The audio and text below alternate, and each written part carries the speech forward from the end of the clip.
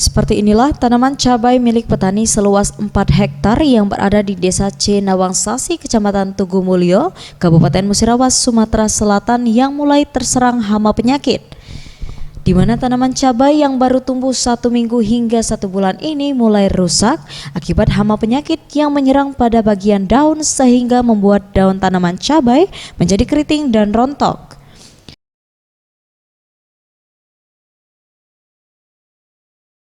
Kerusakan tanaman cabai ini menurut para petani setempat diakibatkan mulai tingginya curah hujan saat ini yang membuat pupuk yang telah disiram di tanaman cabai menjadi hilang terbawa air hujan.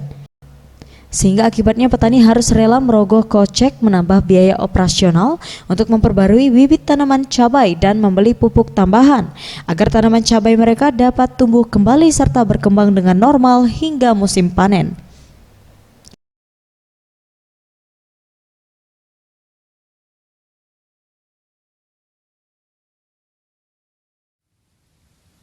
Terus hama dan penyakit itu ya cukup lumayan. Nah, yang jelas itu karena apa ya, cuaca yang jelas cuaca.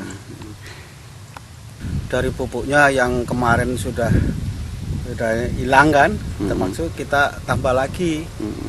Nah, ya harapan kami selaku petani yang jelas itu minta dukungan atau bimbingan dari para penyuluh sehingga petani yang masih belajar seperti saya ini bisa mendapatkan hasil yang memuaskan dengan adanya pembinaan.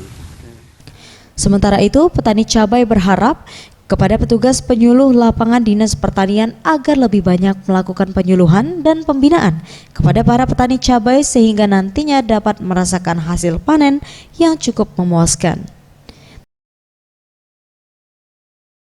Tim Liputan, Sriwijaya TV.